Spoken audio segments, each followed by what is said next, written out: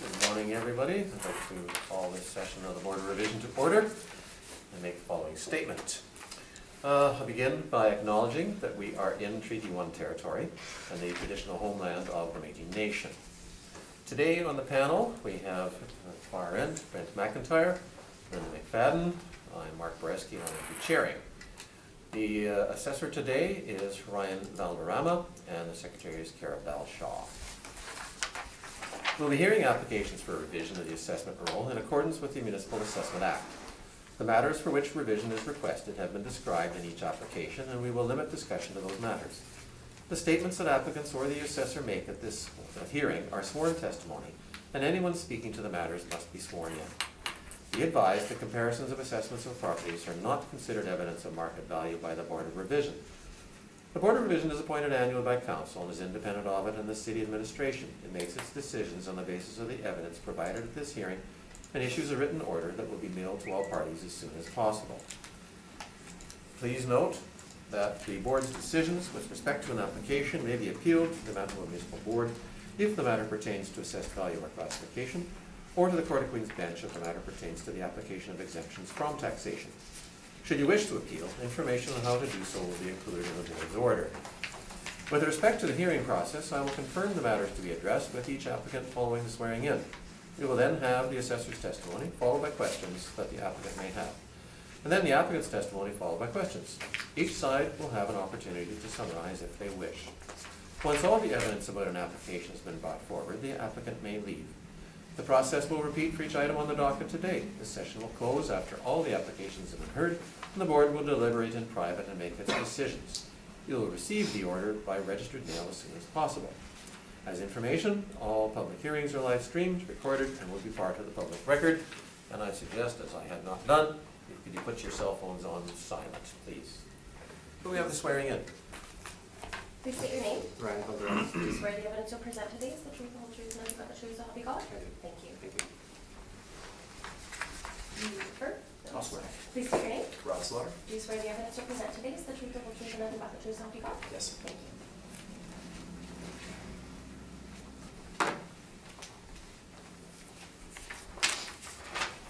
So we have 3 on the docket that were withdrawn. Then the first one that we will be dealing with will be 555 Madison Street. And these are supplementaries, and so we have both 2017 and 2018 to deal with. Mr. Stephen. Thank you, Mr. Chair. First property is located at 555 Madison Street with a roll number of 07569135390. We're dealing with the roll year 2017 supplementary on this one with the reference date of April 1st, 2014. It has an assessment of $1,255,000.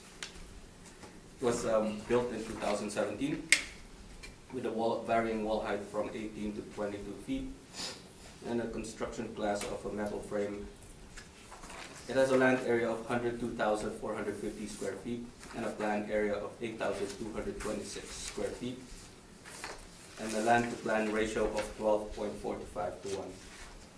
On the next page, or page 3, are the rent comparables.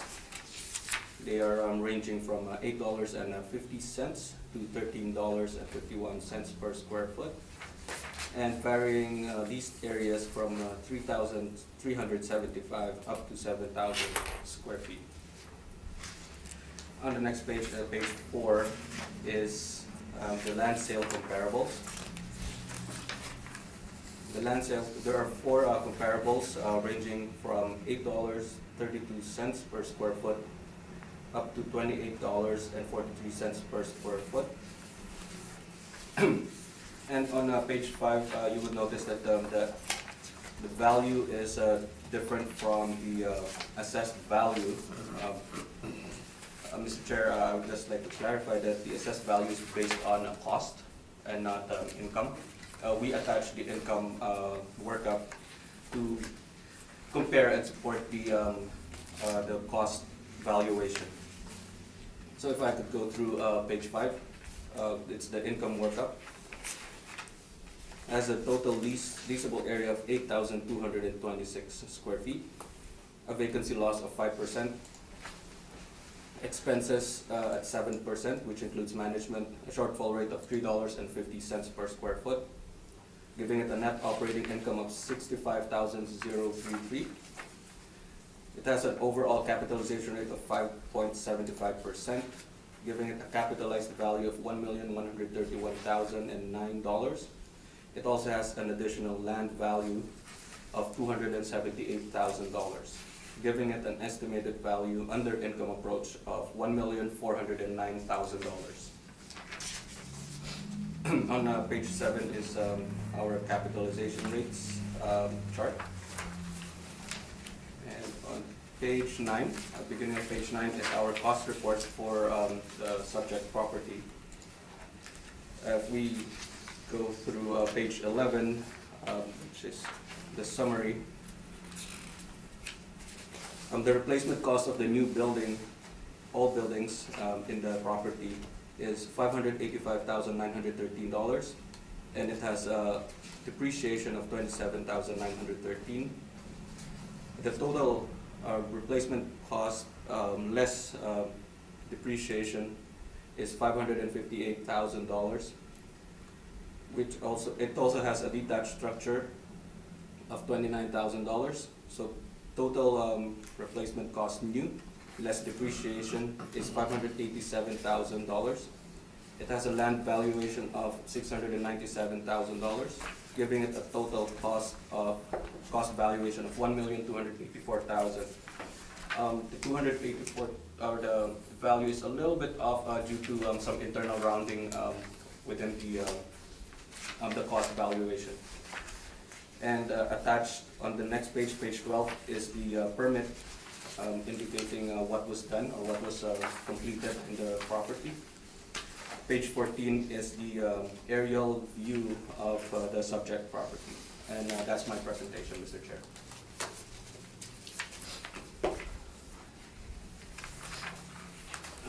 Questions, Mr. Slaughter? Thank you, Mr. Chairman. Mr. Valderrama, I think I'll start on page 14 because you have a good aerial photo of the property. So if we understand correctly, the supplementary assessment that we're discussing today is to add for the value of the two structures we see on the site to what had been an existing assessment of land only. That's correct. Okay. These two structures, from your photo, you would agree that they're basic rigid steel warehouse type structures?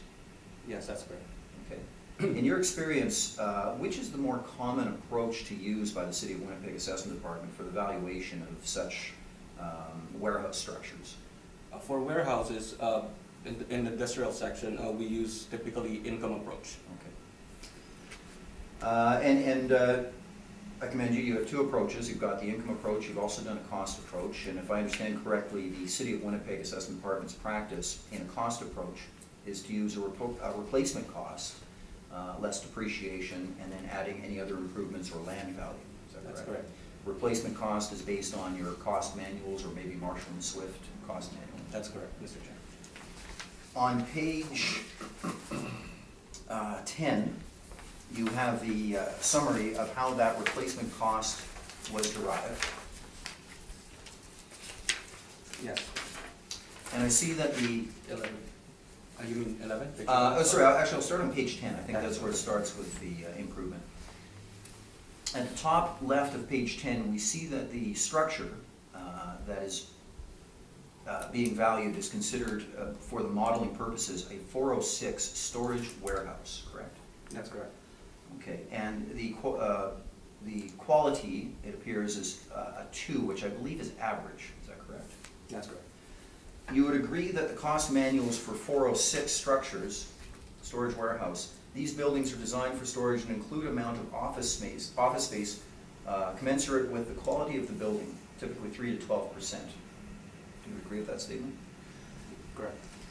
You would agree, though, that the subject property is simply a rigid steel structure used for the housing of electrical equipment? I would agree, yes. Okay. Would you agree, then, that the replacement cost may be excessive for the subject property? I cannot determine that. I can't. That's fair. Thank you. If I may then move to the income approach on page,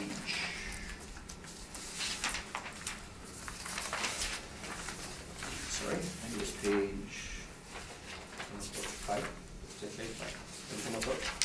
yes, yeah, thank you. Yeah.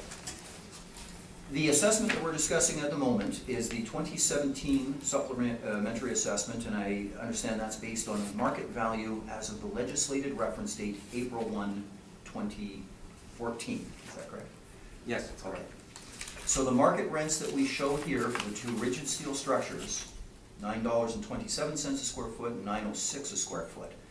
Do you have evidence at all to support these based on the April 2014 market for similar structures? I do have some comparable rents on page 3, which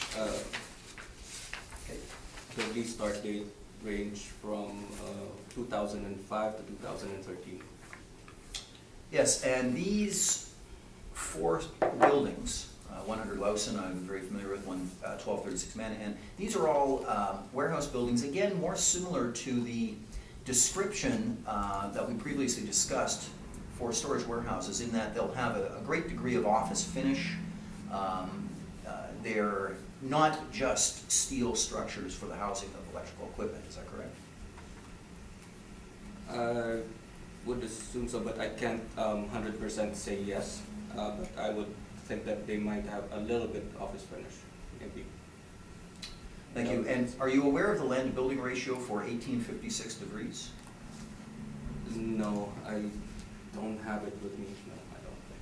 If I was to suggest that it's approximately 15 to 1, you wouldn't be able to support that at all, or agree I with that? wouldn't agree 100%, but I would maybe just say I can't. I can't. Shouldn't agree or should agree with it, but Yeah. no.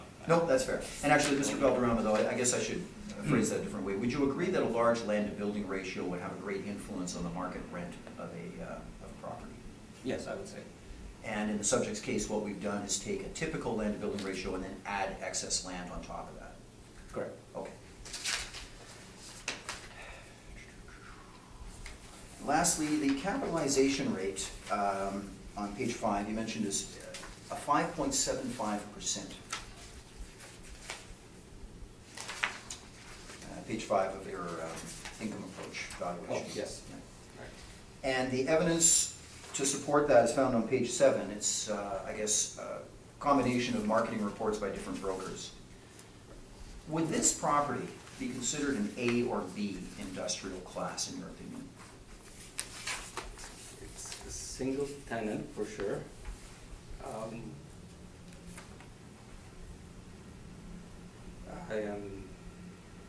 I would say single tenant A. This is a class A? That's the only option that is a single tenant, because I'm not sure with industrial A and B.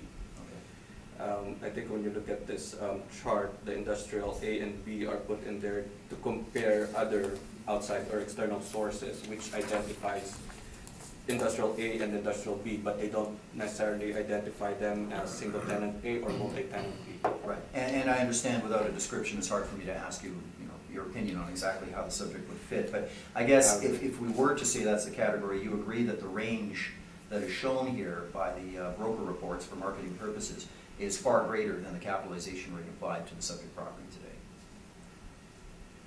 I would say external, yes. I would agree with your question, yes. Okay. That's all the questions, thank you. Mr.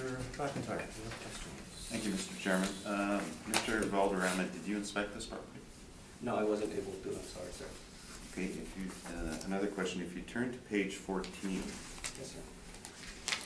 the way this sight line is drawn, it really doesn't include all of the hydro property, does it? Or does it? It looks like on the top chart or picture, yes, it looks like it's encroaching to another property. If you Okay. look at the top, This one here? Yeah. It looks like one building is encroaching to another.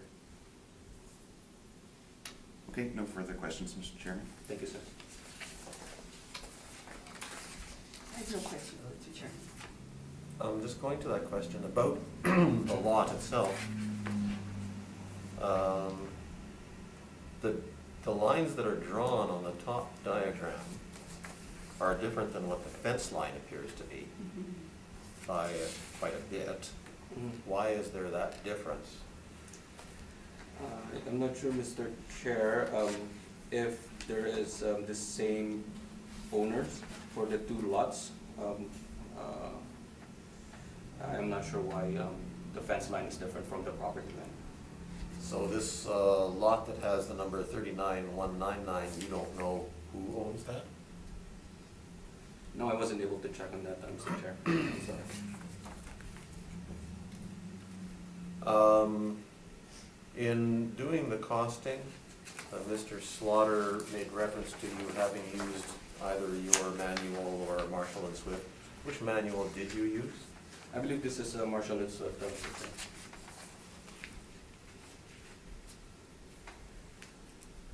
And Mr. Slaughter has pointed out that the 406 storage warehouse in Marshall and Swift includes office.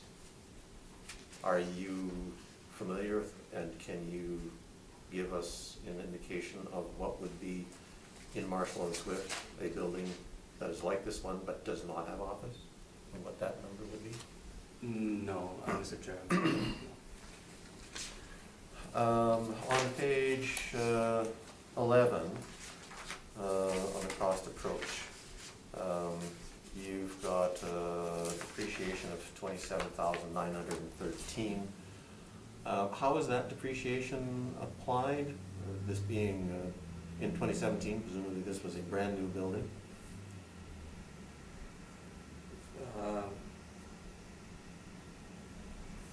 Just by looking at it firsthand, I think this is a GST. It's 5. It looks like it's. It's 5%. just a GST. I'm gonna double check on Mr. Chair. I'll just calculate it, but it looks like it is 5%. It'd be helpful if those were separated. 4.76 around there. Okay. Yeah, it looks like it's GST. Mr. Chair. Those were all my questions. Mr. Slaughter. Thank you, Mr. Chair. Thank you, Mr. Chairman. We have a document from Altus Group regarding our evidence for the 2017 assessment. And for brevity, I'll kind of sum up. We have 6 assessments that we'll be discussing today. It's 3 different properties for 2 different reference dates. And the issues around them will be similar. We want to make sure that the assessments are done in an equitable manner, and in doing so, that the proper market rents reflecting these structures, which are different than what we're going to find in most of our comparables, in that these are not any sort of, they don't have any office finish at all. These are very basic structures for the housing, shelter of hydroelectric equipment, and they're also built partly for aesthetics. And this is Manitoba's mandate for constructing such properties in the city of Winnipeg, is that they're done in a way that looks better for the neighborhood, basically.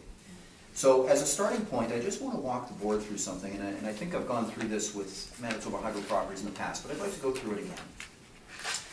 It's on page 4, and what this is doing is walking through the legislation that governs the assessment department in how they assess and tax these properties.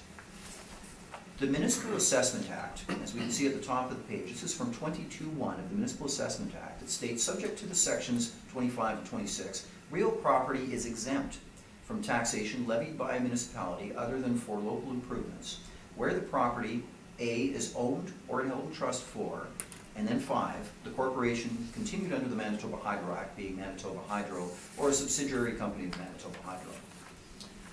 So we can see that off the top, the intent of the Act is to exempt Manitoba Hydro. But then we have the Manitoba Hydro Act, where they state that they will pay a grant in lieu of that taxation. Paragraph 43.2, the corporation as an operating expense shall make annually to any municipality in which land or personal property of the corporation is situated, or in which the corporation carries on business such grant towards the cost of municipal and school services as the Lieutenant Governor in Council may approve. So what we're saying is, although the Assessment Act says we're going to exempt Manitoba Hydro, the Hydro Act says you shall pay a grant in lieu. That would be equal to what you would have paid. But they go on to say in 43.2.2, this is at the bottom of the page, that there will be exemptions applied to that grant. For greater certainty and without limiting any exception for municipal taxation under the Municipal Assessment Act, the corporation and its subsidiaries are exempt from all taxes levied by a municipality on the following property. A. Conduits, poles, pipes, wires, transmission lines, plant, equipment, and any similar property owned by the corporation or any of its subsidiaries, or occupied or used by any of them in the generation, transformation, transmission, and distribution of power. And B. Any land on or under such which such property is situated.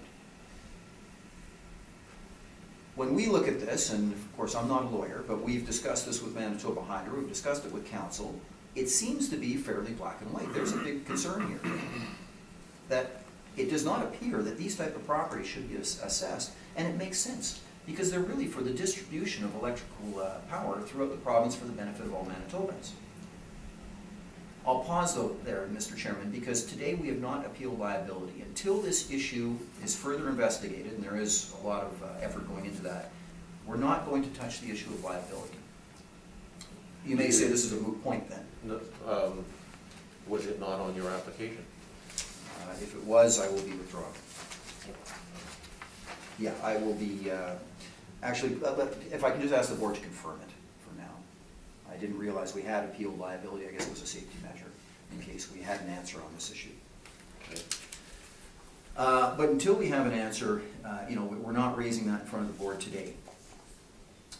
But I think it's an important thing to keep in mind as we work through the value, because if Hydro was going to be assessed on these properties, which it appears that maybe they shouldn't be, they want to make sure that they're done in a fair and equitable manner, which is why we're here today.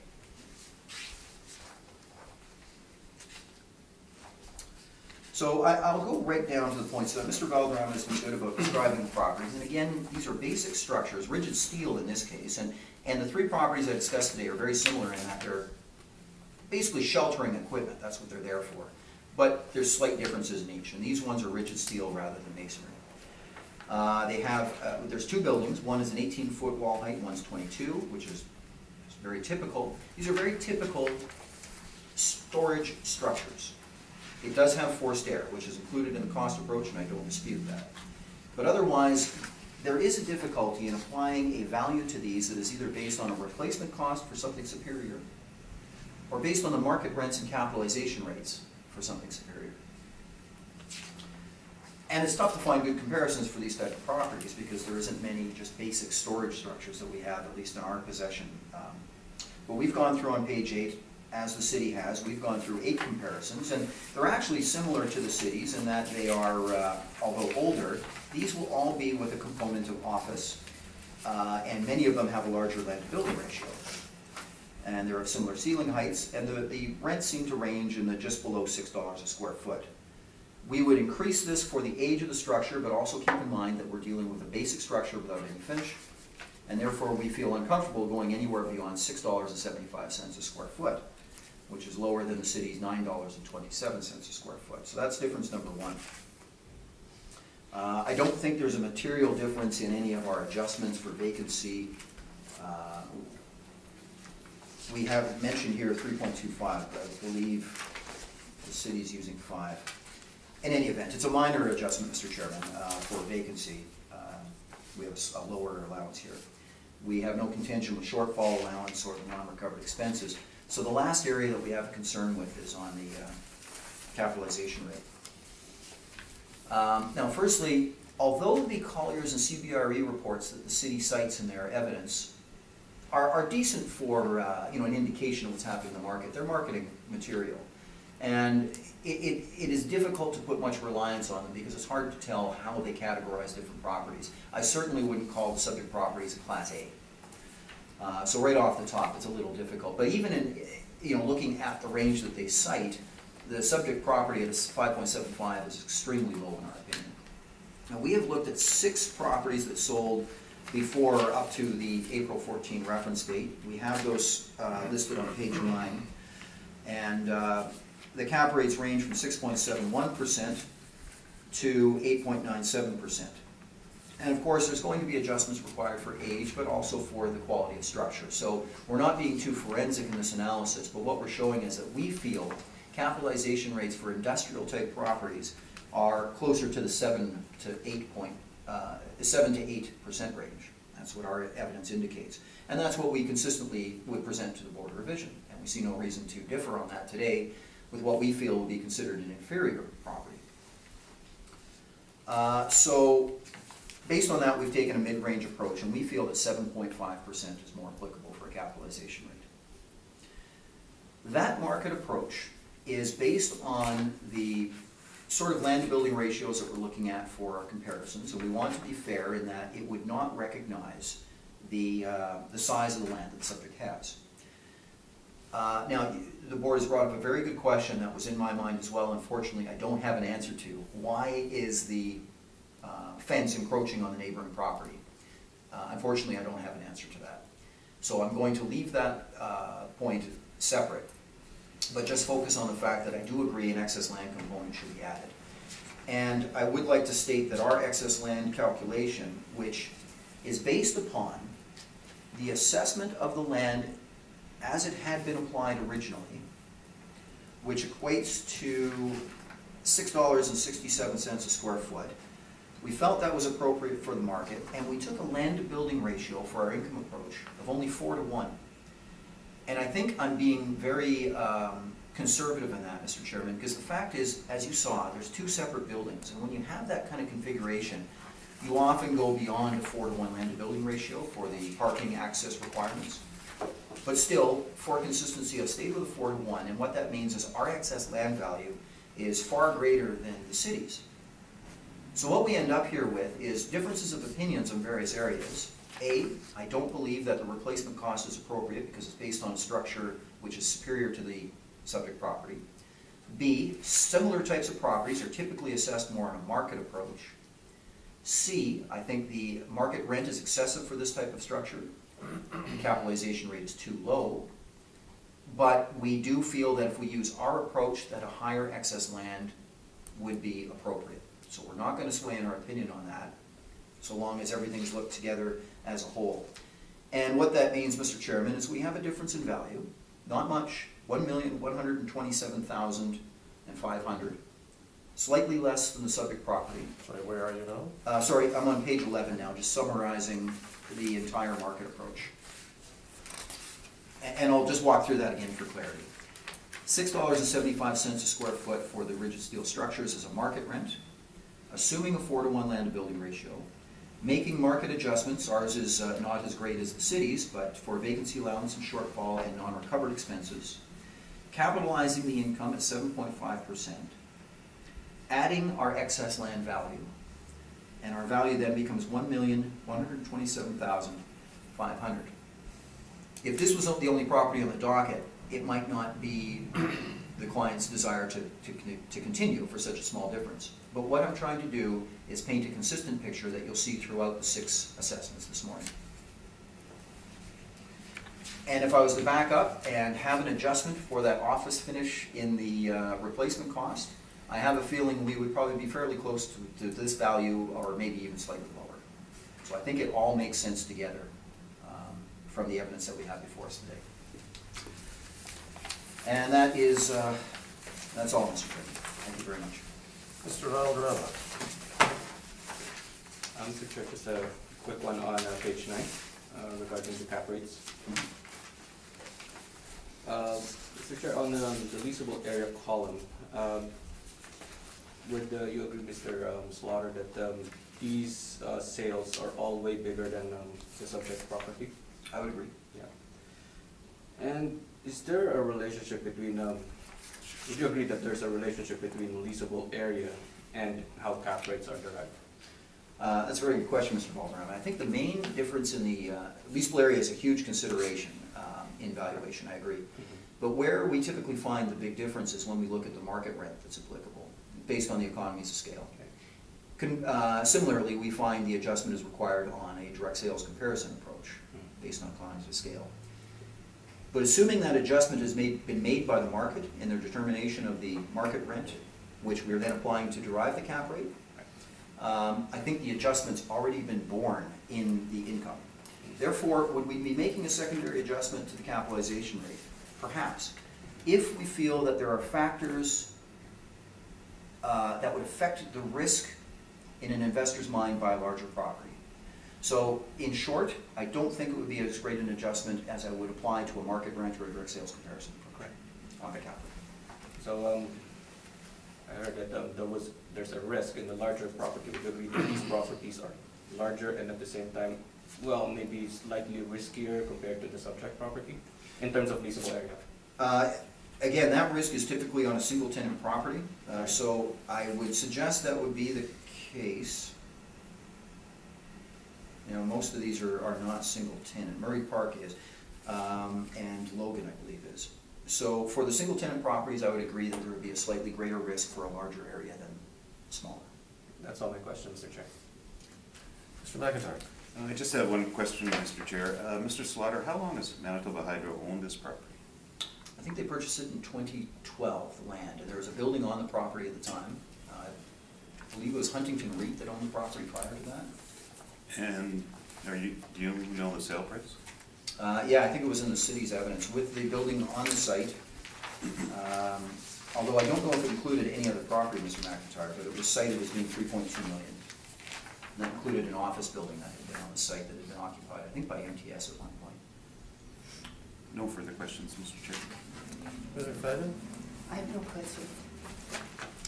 Mr.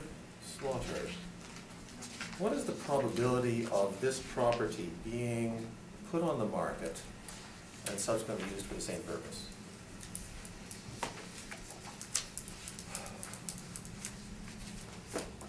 Probably minimal. Does that make this what would be commonly seen in appraisal as a special purpose property? I wouldn't suggest so, because there's nothing about this property that precludes it from a different use. And that seems to be a common definition to be applied to special purpose since the Winnipeg Free Press decision in, I believe that was 2001 or 2000. Is there anything about the property that would make conversion to another use infeasible? And I don't think that's the case here, and that's why I think if we look at it from a fair and equitable manner of assessment, I don't think this should be treated any different than in any other rigid steel structure for assessment purposes. Rigid steel warehouse structure, I should say. And why did you choose to not do the cost approach, just by comparison with the income open? We have the same materials, which would be the Marshall Swift, and I didn't go through the exercise of making the proper deductions to bring it from what would be the closest classification, 406, which again is including office finish, etc. Making those deductions on segregated cost to something else. I didn't think it was a necessary, I didn't do that, 406. You've regarded the land, other than the land for the buildings, as excess land? Yes. Is excess land bare land or land that has structures on it? It would be bare land, and excess land I would differentiate from surplus land. And so we have to be careful about this, because typically excess land has to have an additional value. And the fact is, you wouldn't be able to use that land for anything else. So I think this is actually being quite generous to be applying $420,000 to excess land that really cannot be used for any other purpose. I don't believe. But in the photos, it shows that there are structures Yes. on that. So is that truly excess land? Oh, no, Mr. Chairman, I should specify. What we did in the income approach is we apply a land to building ratio, which includes the land which the buildings sit and the land which is necessary for the operations or the rental potential for those structures. And that appears to be a 4-to-1 land to building ratio, which is typically used. And as I mentioned, I think that's being generous here, because that's a land to building ratio for a single structure. When you have two separate structures, of course, you need more land. But we've applied a 4-to-1 land to building ratio, and then anything beyond that is what we call excess. So the land under the buildings and necessary for the building's operation is inherent in the income valuation prior to the excess land. This goes back to my question, and I'm having difficulty with the concept of this showing up on the market. and how it might be changed for another use. Do you have examples of hydro properties used for substations that have been sold and converted to other uses? If this question was asked in about 2 years, I would, because substations often will be decommissioned, and then they have to find a use for them. But unfortunately, usually the cost to demolish is so high that it makes it infeasible to convert to another use. A great example is the one that we have over in Point Douglas. They're basically done with that structure. And when I inspected it, it was a very interesting structure, and I asked what they were using it for, and partly it was for if a movie wanted to shoot kind of a very certain sort of scene, but they're not otherwise using it. So I suggested, well, is there a highest and best use of the land? And they said, well, to demolish the structure would be quite a high cost. But the point is, these structures do change. We'll be talking about 2 other structures today, where these structures are being built because other ones are becoming decommissioned or the capacity isn't great enough. And then what happens to those structures? Well, we'll soon find out. This is actually augmenting and partly replacing the structure that is at the corner of St. James and Portage Avenue. What will happen with that structure? I don't know, but when it goes on the market, I don't think the value will be very high. It'll be a land value, really, I think. So how do we value these? It's tough to say, but I don't think we should ignore the market approach in these, especially if we're going to treat it in a fair and equitable manner with other properties. Okay, those are my questions. That takes care of this 2017. 2018 then on the, He's asked to confirm this, but it seems classification, yes. What, are you dealing with the classification? May I just confirm classification and liability? Yeah. and not Choose to see that as being, I don't actually, As but is. just to play it safe. all right, okay. Okay. I'd like to take just a short recess to ask a question of the other board members here. So before we go into the 2018, could we just take a short recess? We are leaving. Oh.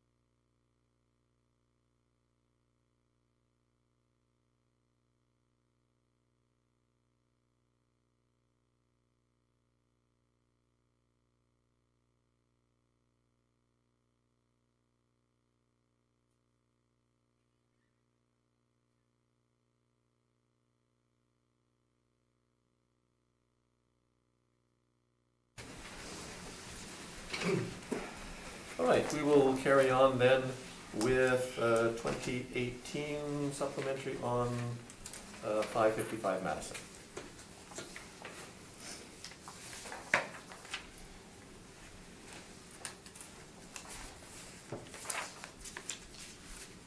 If I may, Mr. Chair. Yes, please. Thank you, Mr. Chair. The next it's the same property with a different roll year that we're dealing with. Again, I'm just gonna repeat the roll number. Roll number is 07569135390, and it is located at 555 Madison Street. So now we're dealing with the roll year 2018, having a reference date of April 1st, 2016. It is assessed at $1,247,000. And as mentioned earlier, Mr. Chair, this is also under a cost approach. The same property description as I mentioned earlier, there's no significant change from the 2017 assessment to 2018 assessment in terms of the property description. On page 3 are the rent comparables for income approach. We have rent comparables ranging from $8.50 to $14 per square foot. Their leasable areas range from 3,375 square feet up to 7,880 square feet. So on page 4, again, are the land sale comparables. I believe they're ranging from $8.32 up to $28.43. On page 5 of my brief is the income valuation summary. At the bottom line, it seems that it is higher than the cost approach. And I'll walk you through the income approach in here. The rent per square foot, or the leasable area, I should say, is 8,226 square feet.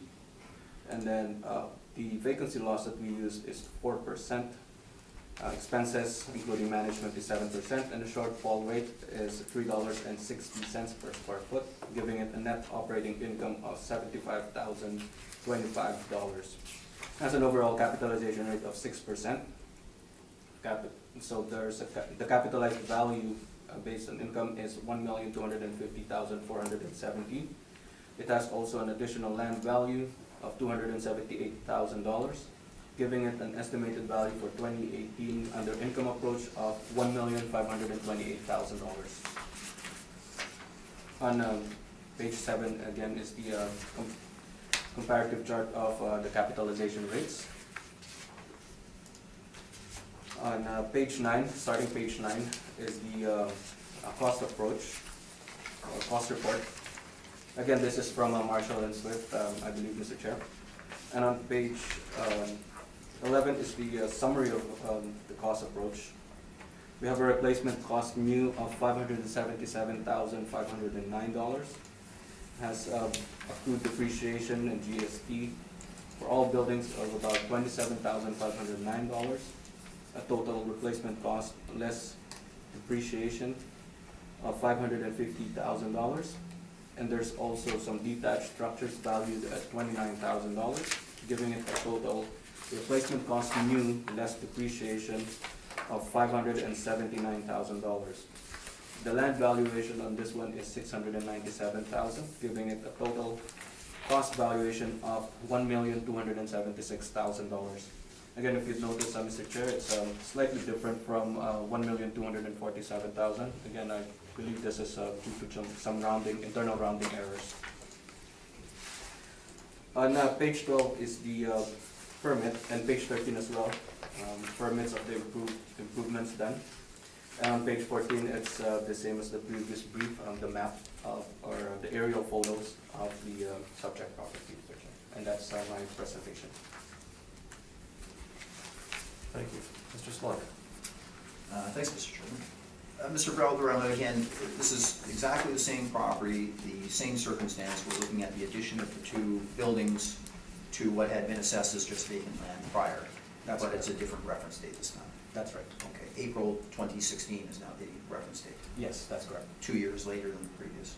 Yes, that's correct. And this 2018 assessment is at the same value as the 2019, which is also subject to a supplementary assessment? I do not affirm that or deny that, Mr. Chair. It's not in my evidence, Mr. Chair. Okay. Sorry about that. No, it's fine. No further questions, then. Mr. McIntyre. I have no questions, Mr. Chairman. Thank you, sir. Mrs. McFadden. I have no further questions. Thank you, ma'am. A question about, well, no, I'll save that for later. I don't have any questions. Mr. Slaughter.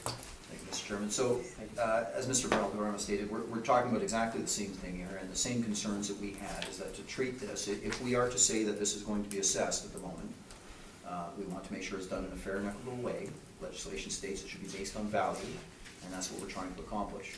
And the concerns that we have is that the cost approach, based on the replacement cost model that the city used, would be excessive for this type of structure, same concern. And that the market rents are excessive and the cap rate too low. And that's based on the evidence that we have. It's altered this time to reflect April 2016. So we have slightly different market comparisons, Mr. Chairman, on page, actually they're pretty much the same because they, oh no, there are a few that are slightly different. We go through from 2011 up to the end of 2015, so we're capturing the reference date. And again, we would, based on these, we feel that there needs to be an adjustment for the newer age, but at the same time, we have to counter that with the fact that there is no finish to these structures at all. And so in the end, we don't increase much past the average or median, but we have gone from an average of $5.73 to $7 a square foot. And this is consistent in our mind with what would be an approximate market increase between April 14 and April 16.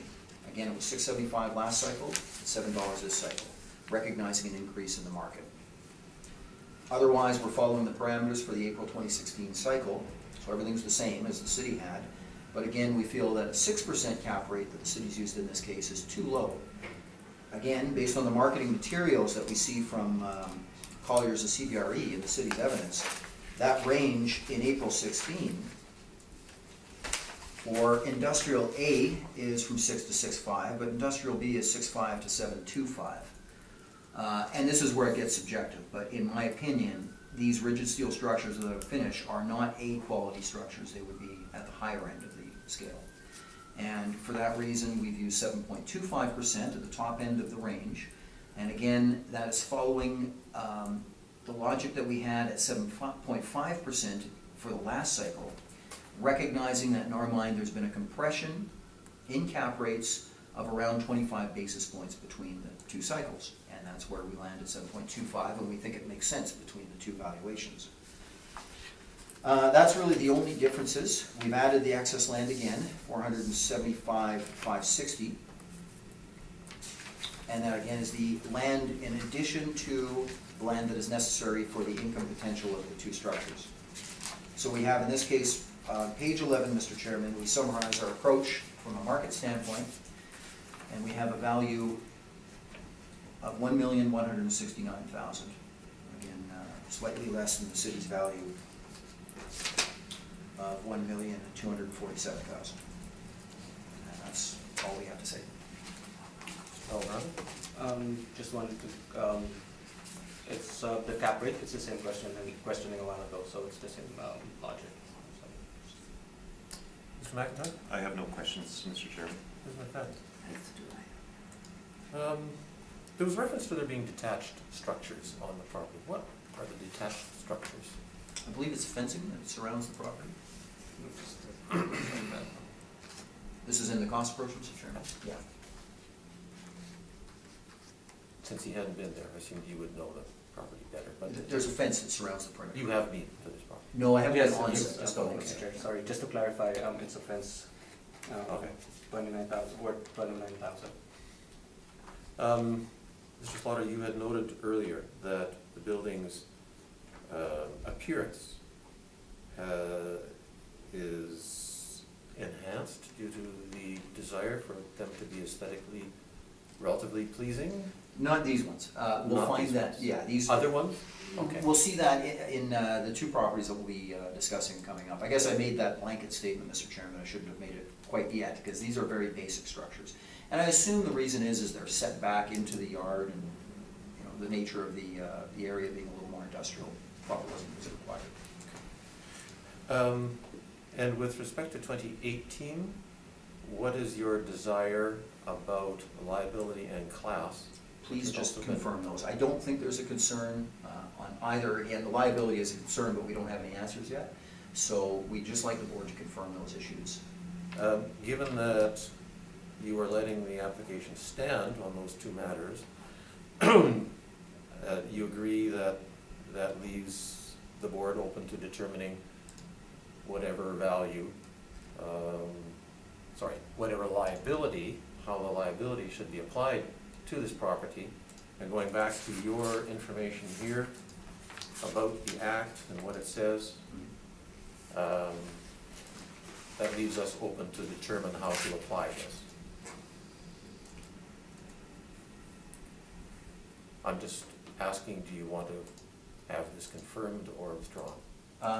No, I think we'll stay with confirmed, and if the decision of the board is something that Hydro didn't agree with, I guess that gives them an opportunity to act further. But my hesitation, Mr. Chairman, on this is that if something happens in the next 2 or 3 weeks on this issue, I need to make sure that I've made the prudent decisions today to keep things moving.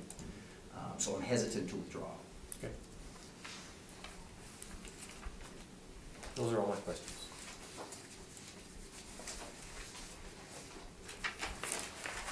So that takes care then of 555 Madison. So we'll move on to 445 Hargrave. Again, we have 2017 and 2018.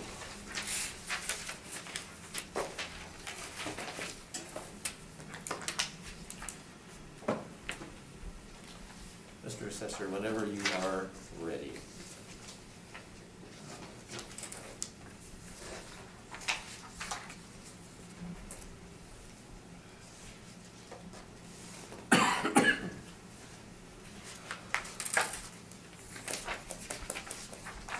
Thank you, Mr. Chair. And the next one is a different property. It has a roll number of 13, let me say that again, a roll number of 13060058000. It is located at 445 Hargrave Street.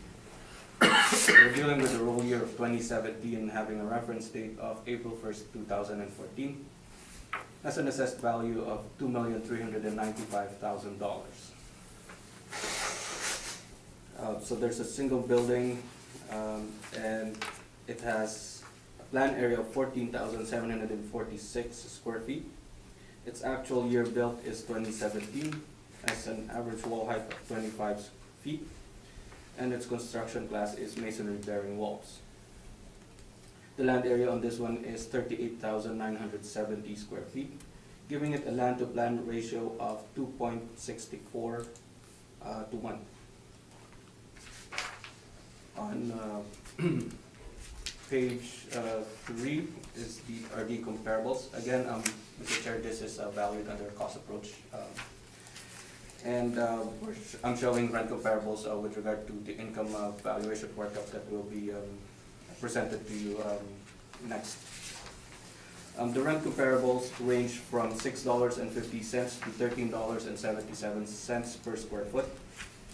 And the range of the leased areas range from 15,276 square feet up to 29,730 square feet. On the next page is the income workup.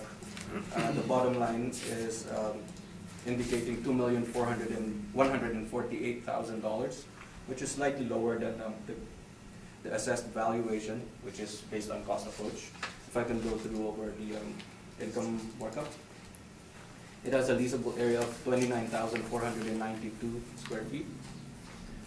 Potential rent of total of $172,971. A vacancy loss of 6%. Expenses including management of 7%, and a shortfall rate of $3.50 per square foot, giving it a net operating income of $145,018. It has an overall capitalization rate of 6.75%, giving it a capitalized value of $2,148,000 rounded, and it has no additional land or other building values.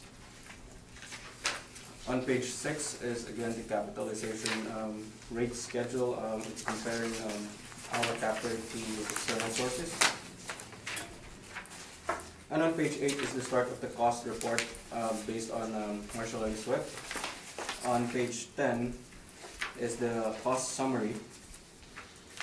The replacement cost new for all the buildings in this property is $1,997,778. Less accrued depreciation and GST of $200,778. And the total replacement cost less depreciation is $1,797,000. And there's some detached structures added of about $12,000 in value. The total replacement cost new less depreciation is $1,809,000. It also has a land valuation of $586,000, giving it a total cost of $2,395,000 under the cost approach. On page 11 is the land comparable sales. They're ranging from $26.90 per square foot up to $33.21 per square foot. On page 12 is the permit of the addition. And on page 13 is the aerial photo of the subject property. That's my presentation, Mr. Chair. Mr. Slaughter. Thank you, Mr. Chairman. Mr. Valderrama, similarly to the question posed for the last property, this has been classed for the cost approach, replacement cost method, based on a 406 storage warehouse structure, quality 2, which is average, is that correct? Yes, that's correct. And again, as we established, a 406 storage warehouse, according to Marshall and Swift, includes some degree of office finish, That's correct. and the subject property does not have office finish, is that correct? I cannot guarantee or affirm that or confirm that or deny it. I haven't inspected the property, Mr. Chair. Okay, and you have two different leasable areas in your market approach, both at 14,746 square feet. You mentioned that the second is the basement space, is that correct? Yes, that's correct. And there's no separate access to that basement or elevator access to the basement? None that I'm aware of, no. Okay. I think that is all the questions, Mr. Chairman. Mr. McIntyre. I have no questions, Mr. Chairman. Mrs. McFadden. I have no question. Mr. Valderrama, do you mind walking me through the photo here so I know what I'm looking at? I don't know what I'm looking at. There's on the upper diagram, there is a blue line which defines presumably the roll entry, made up of various parcels. How do those parcels relate to the orange lines I see on the photograph? The one on top is within the Hargrave and Adelaide Street, and the entire property, if we're gonna look at the bottom picture, is just the one on Nording here, and then the line up here. That's the property. The first line. property. Oh, okay, Yes, so just the first line. The one that's closest to Nording. All right. So it includes that building and the large pad area that has some kind of electrical structures on it. Yes, that's correct, Okay. Mr. Chair. Now I understand. Thank you, Mr. Chair. That is my only question. Mr. Slaughter. Thank you, Mr. Chairman. So, as I mentioned, the last property, I didn't have a chance to get onto the site, but what I typically do will interview the property managers for the sites to make sure I completely understand or don't misinterpret anything about the properties. This subject property, though, I did have the opportunity to fully inspect. So it, again, this is a structure that is to house hydroelectrical equipment. And I think a very good description of it comes from Bruce Owen of Manitoba Hydro. He states that the Adelaide substation, subject property, located in the city's exchange district, is essentially an open-air courtyard housing electrical hardware. Encircled by a sand-colored limestone walls, it was designed to blend in with the surrounding heritage buildings. So the point being, again, this is a structure to shelter equipment and done so in a way that would be more aesthetically acceptable for the neighborhood. And it comes back to the point that the question that really is underlying this is, are these the sort of assets that should be taxed according to the Act when we really think about what this is, which is really shelter for hydroelectrical equipment for the transmission and distribution of power. But for today, if we are to do it, then we are looking at what the market value would be for this property. A few points about this that I think are interesting, a little different than the last one. This is not rigid steel structure, it's masonry structure. Half of the leasable area is basement space. It does not have separate access for leasability in a separate way, which would obviously hinder any sort of additional use to that space, but there still is utility, so we would put some value. And the third is that there is a courtyard, similar to the other structure, but or the other property, I should say, but a large land component to it. It is essentially a concrete bare structure with no office finish. It does have forced air in this case. So again, we've looked at a market approach. We would feel that if a cost approach was being applied, which is inconsistent with similar type structures in our mind, we would have to start with the appropriate replacement cost, which I don't think the city has done so by using a 406 classification, including office finish. And we still have to bring this down to a market value, so there may be some requirement of some obsolescence factor beyond, there would be no age-life depreciation, but some sort of obsolescence factor to bring it to a value. So usually the best approach in our mind is to do a market value approach. We've looked at market rents, again, for industrial type properties, but that are older. So we need an upward adjustment to that. And in the end, Mr. Chairman, we feel that the city's market rent that they apply to the main floor, $7.12 a square foot, is not inappropriate. We ended up, before we knew that, at $7.50, slightly higher, but we were lower on the basement space because our typical practice is that we will apply a rate of approximately half to the basement space unless it's just raw storage. We would use something nominal like $1 a square foot. But in the end, surprisingly, we're very close. After we've done our analysis and then look at what the city had, we're very close in the market rent. We're only slightly lower, I think by $7,000. So it's not too much of a difference. And we have no contention with the market applied shortfall or vacancy or non-recovered expenses that have been applied. So where we're left with, and really the main concern here in the market approach, is with the capitalization rate. And again, we've done a look at industrial cap rates, and we feel that what we see for industrial cap rates is higher than the 6 range, especially in April 14. And that's on page 9. We're ending up in the 7.5 range. But again, if we look to the market reports that the city cites,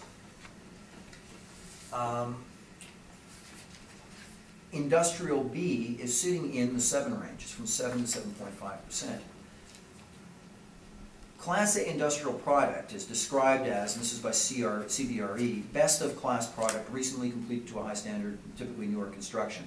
This is newer, but I wouldn't suggest it's a best of class product. This is not something that would compare to typical industrial properties that would be leased on the market and commanding a value. So we feel that this would fall into a B category. This is the type of structure it is. And that would put the cap rate in the 7 to 7.5 range, and for April 2014 we have used 7.5 at the top end of that range. That's the primary difference in our approaches, Mr. Chairman.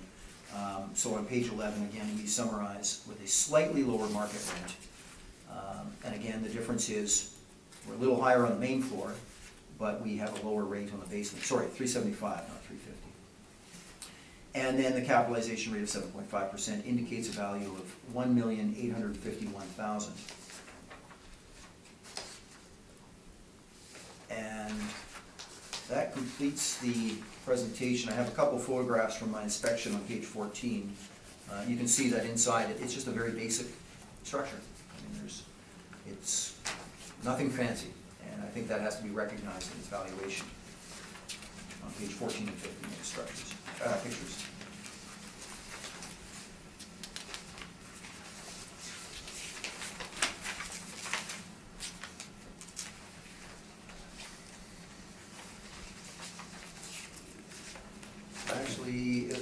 last thing, Mr. Chairman, okay, I'm sorry.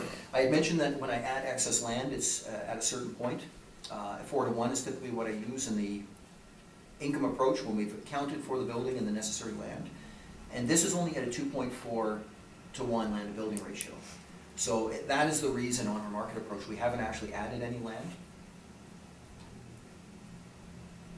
Because that's actually under the typical land to building ratios that we would see. Just to explain that, because I think in the beginning I said typically we'd add excess land. Yeah. Okay. That's all, thank you. Mr. Alderman? Yes, Mr. Chair. It's a question on page 9. Capitalization rate. Just noticed something. Do you agree that these properties that sold between 2011 and 2014, these are all from the farther west of the subject property? Yes, I agree. Yeah. Okay. And closest in terms of leasable area would be the first one. Is that correct? Yes, that's correct. Okay. And it has an effective age that's older than the subject property by about maybe 17 years or so. That's correct. Okay, that's my question, Mr. Chair. Mr. McIntyre? Thank you, Mr. Chairman. I just have one point of clarification, Mr. Slaughter. On page 2, this is a 2017 supplementary. Yet on the lines below you have 2019, just to confirm it is. Oh, I'm sorry, Mr. McIntyre, yeah, that's an error, it should say 2017. No further questions.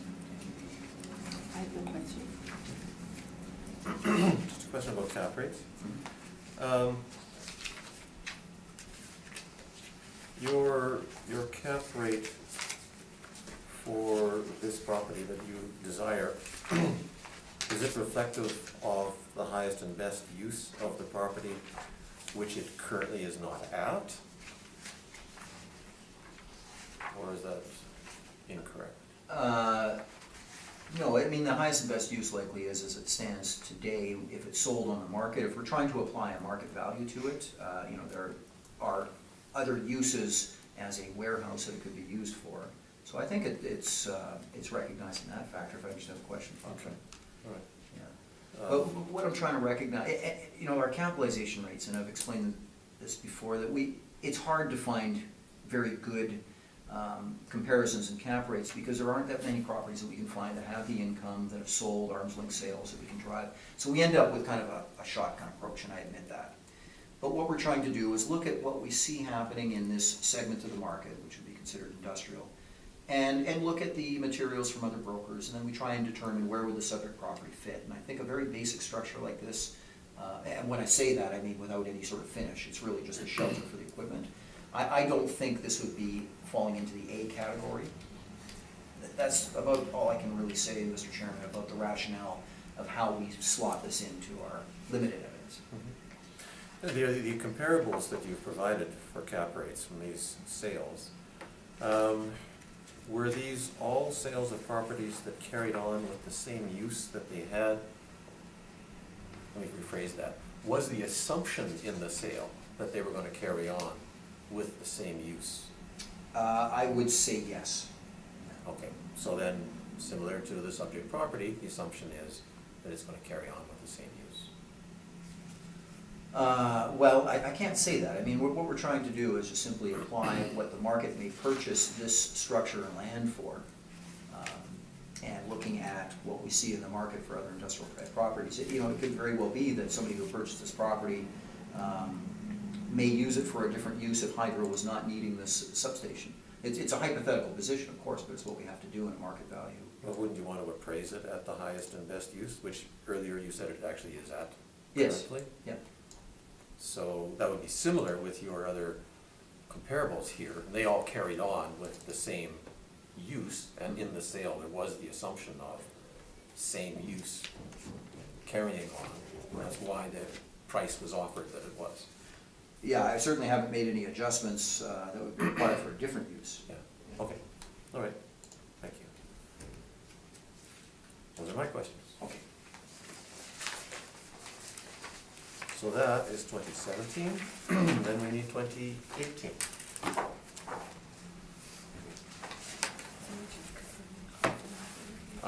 Sorry, thank you.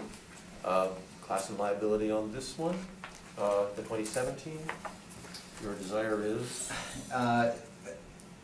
You know, as Mr. Valderrama was speaking, I was thinking more about this issue, Mr. Chairman. And could I reserve my judgment, because it'll apply to all. Whatever I do is in the best interest of the client, and it would apply to all 6. And the reason I'm starting to think about this again is that there is no concernable classification. So, you know, that can easily be withdrawn. And the liability, if I understand correctly, if there is the concern that appears to be in place, I think Hydro's direction would be that they would be asking for a proactive adjustment. They wouldn't be going backwards to 17, 18. And in fact, we're dealing with retroactive assessments.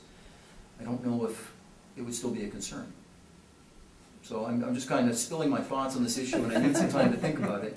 So by the end of this presentations.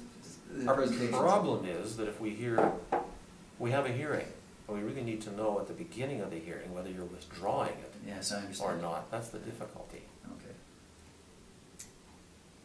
Then let me stay. And I think that there probably are different implications as to whether you withdraw it or you confirm it.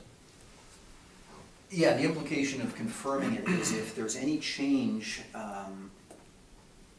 in the understanding around the exemption or the liability of this property, I want to make sure that I haven't done Hydro a disservice by simply closing the matter on these assessments.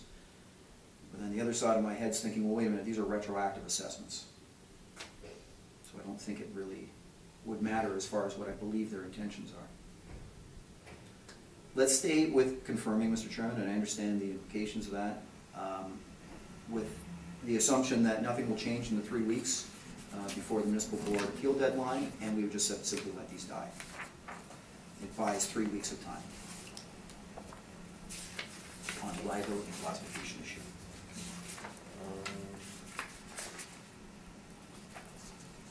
Let me think for a second about whether I want to ask another question. Sorry, in the 445 Hargrave, you did not provide that information from the Act, It would be the same for all 3 properties. and you would like to see that applied to all of them. No, I'm not asking for it today, Mr. Chairman. The point is that this is something that Hydro's looking into, and we don't know what the outcome of that investigation will be. So for our purposes today, I think a decision was made to keep that issue alive, but we're not presenting anything except the background of why there's a concern. Okay, you? Okay.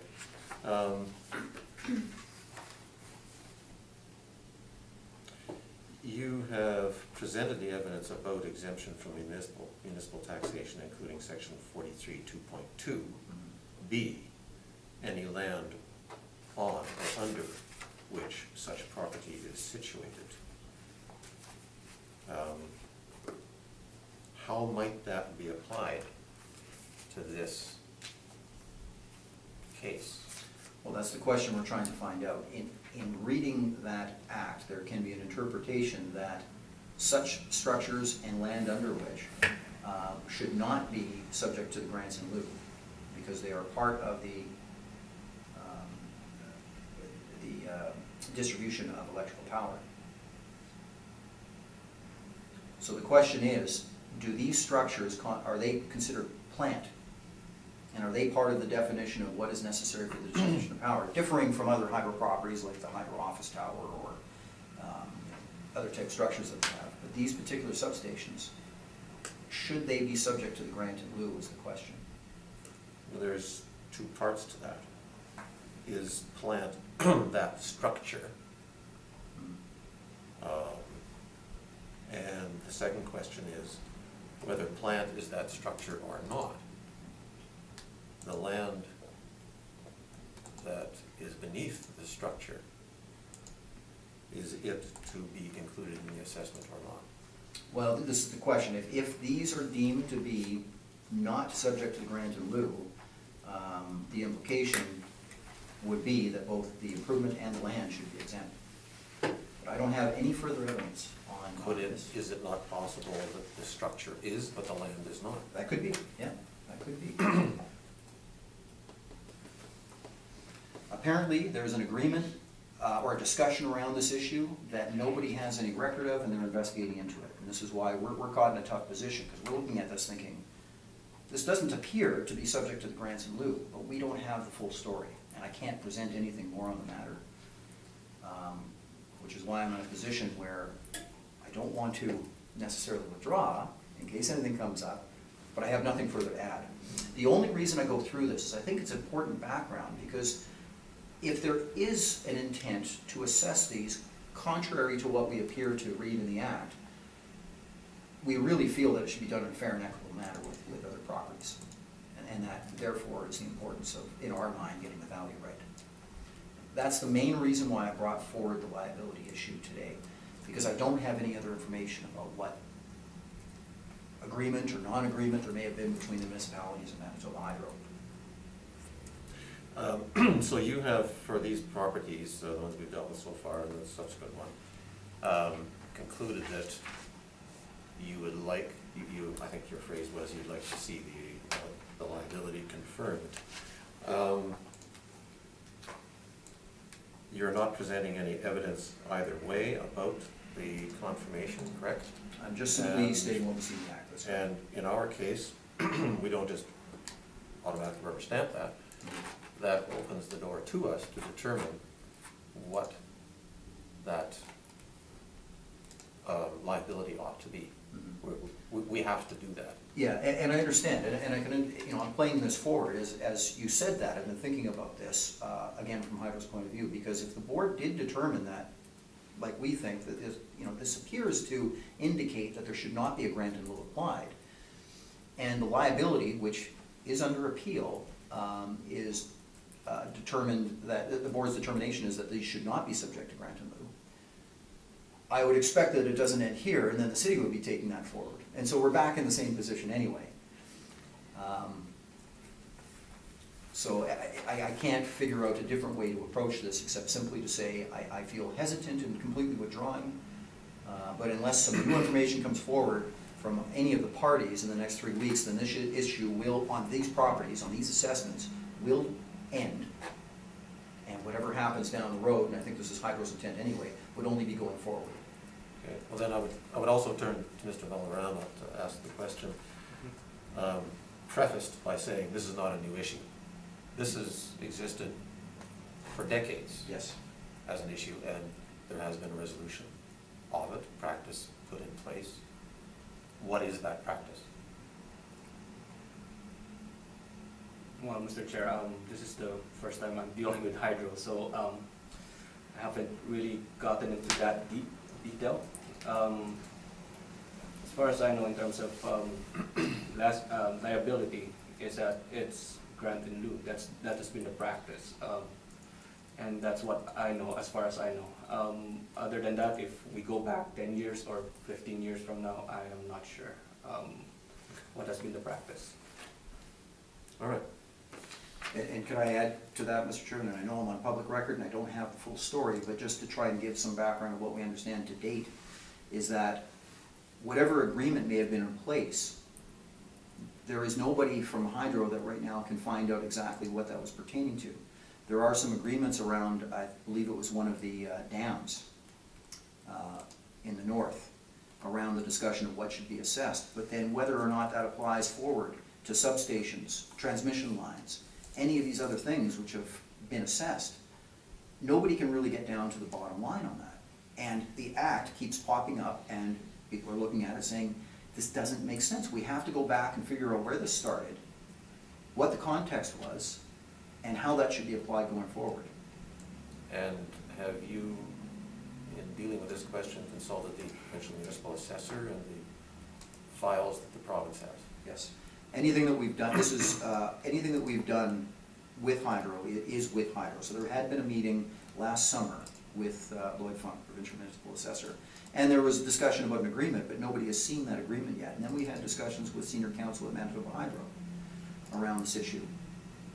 And we don't yet have a clear answer on where this started or how it was interpreted going forward. It's just been something, it appears, that has been going. And now people are taking pause and saying, well, wait a minute, is that really the right thing? I'm not saying it isn't. There may be a very clear agreement between municipalities and Hydro on this issue. But our client right now is questioning it. And so my responsibility is to do the prudent things in this case, which I'm not even 100% sure what we should do. I don't think withdrawing it, though, may be the best answer. I apologize, Mr. Chairman. I know it sounds very uncertain, but it's the reason that I can't really, I don't want to pursue this issue any further with the board, nor do I wish to withdraw at this moment. Good. All right, so has that got the 2017 and not the 2018? Right. That's where we're at, all right? That's correct. Thank you. So,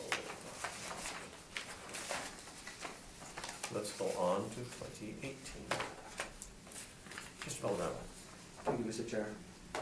We're dealing with the same roll number. Let me just say it again, 130-600-58000. And this property is located again at 445 Hargrave Street. And now we're dealing with 2018 roll year with a reference date of April 1st, 2016, and now assessed at $2,521,000. The property description is still the same as the previous roll year. And on page 3 are the rent comparables for the subject property. Again, this is valued under cost, and the rent comparables presented are in support of the income valuation, which is being presented as to support the value of the cost.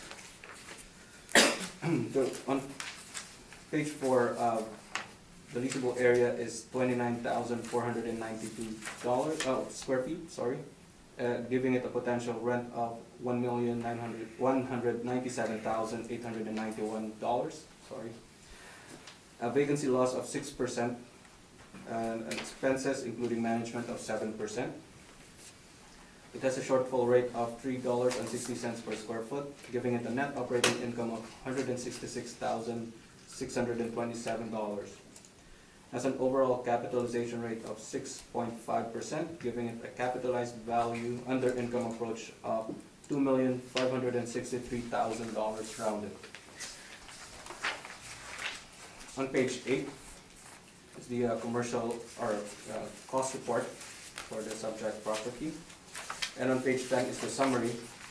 The replacement cost new of the buildings is at $1,991,913, less accrued depreciation and GST of about $199,913, giving it a total replacement cost less depreciation for a new building of $1,792,000. There's also some detached structure of about $12,000, giving it a total replacement cost new less depreciation of $1,804,000. The land value is at $717,000, giving it a total cost valuation of $2,521,000. And on page 11 are the land sale comparables.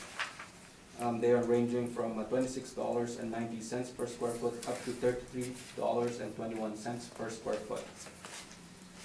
On page 12 is the permit for the improvements. And on page 13 is the aerial photos of the subject property. And that's my presentation, Mr. Chair. Mr. Slaughter. No questions, Mr. Chairman. Thank you. Mr. McIntyre. No questions, Mr. Chairman. Thank you, Ms. Fed. No question. Thank you. Question. Your land sale comparables then are the very same for the 2 years, correct? There was nothing else. They were all predating the 2017 assessment as opposed to the 2018. That's correct, Mr. Chair.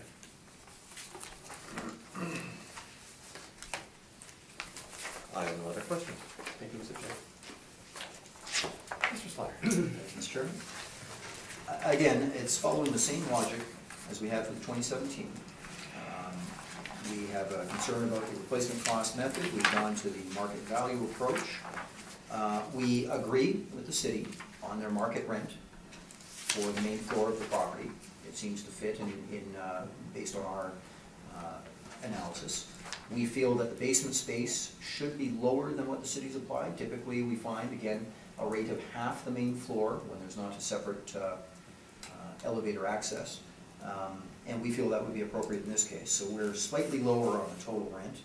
The main difference between our approaches is, again, on the capitalization rate.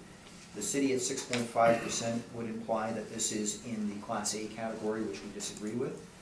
Class B is typically in the 7 to 7.75%, corroborated by the comparisons that we show, although again, they're not great comparisons on a one-by-one basis. But we feel that that evidence and understanding the type of property it is would indicate a cap rate higher than 6.5%. For the last cycle, we used 7.5%, following the same logic of a compression in the market between the 2 years. We land at 7.25% for the April 16th value. And those are the only two differences in our approaches, Mr. Chairman. So on page 10, we summarize that income approach to a value of $2,072,000. I don't think there's anything in this brief that's different than the 2017. Again, we have photographs from my inspection of the property. And that completes our presentation. Mr. Valderrama? Just a question on the page 9, Mr. Chair. I just noticed that there are more actual sales. Mr. Slaughter, would you agree that there are now other sales that's closer to the subject property? In this case, maybe Logan, 2 sales in Logan? Yes, our for this cycle, our cap rate evidence expanded. Okay, that's, and the closest in terms of leasable area between the 2 indices 4 and 6 is the index 6, correct? The closest in terms of leasable area? In leasable area, I'd agree with that, yeah. Yeah. And the subject property is newer than the index 6, correct? That's correct. Okay, that's all my questions, Mr. Chair. Mr. McIntyre? I hate to be a stickler, Mr. Slaughter, but on page 2 again, we have a 2018, 2019 sup, when it's 2018. It should be 18. Thank you, Mr. Mayor. And no further questions. Mr. Cannon? No question. I got no question. Okay, this is getting faster and faster. Okay, so that takes care of 4:45 Hargrave. Can we take a 5-minute break? Sure. And then we will resume. Thank you, Mr. Chair. Give me enough time to update this watch for the daylight saving time. It'll go over my top. Apparently not. I do the same thing. Oh, gee, I haven't worn this watch for a few months.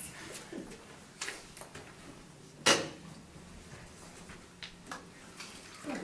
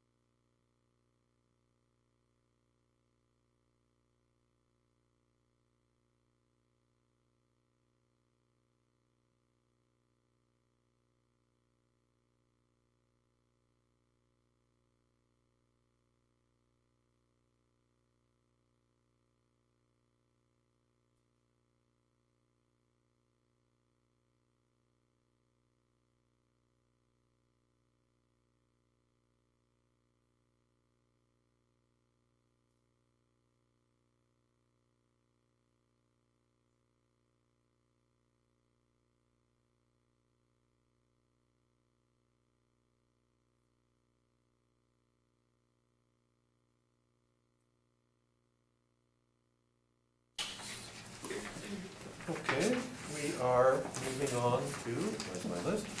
110 Pacific Avenue. Mr. Valderrama, when you are ready. Thank you, Mr. Chair. The next one is a different property. It has a roll number of 13096113300, and it is located at 110 Pacific Avenue. We're dealing with the roll year of 2017, having a reference date of April 1st, 2014. It is assessed at $806,000. So the property is built in 1998, has a construction class of masonry bearing walls, and it has a wall height, average wall height of 14 feet. The land area for this property is 23,989 square feet, a plan area of 2,633 square feet, giving it a land to plan ratio of 9.11 to 1. On page 3 are the rent comparables. Again, Mr. Chair, this property is assessed under cost approach. The rent comparables are in support of the income approach, which is pretty close in terms of the cost approach, the valuation of cost approach. The rent comparables that I have range from $9 to $13.82 per square foot. And the leased area ranges from 1,500 square feet to 4,000 square feet. On page 4 is the land sale comparables, ranging from $30.76 to $33.21 per square foot. On the next page, page 5, is the income valuation workup. The leasable area is 5,266 in total, giving it a potential rent of $33,755.